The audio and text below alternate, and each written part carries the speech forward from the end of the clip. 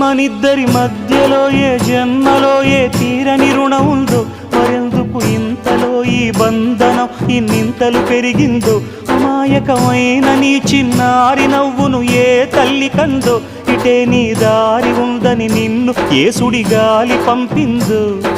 పాపం పుణ్యం దేవుడికెరుక, పేదకు దొరికిన బంగారు కణిక, పాలు వెన్నాలేవని అనక ప్రేమను తాగి పెరగవెసిలక.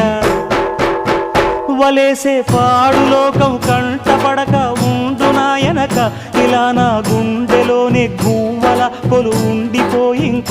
ఇటే పోస్తే ఎమున్నైనా నిలేస్తానే, మరింక ఏ కీడు నీ వంక రాలేదు.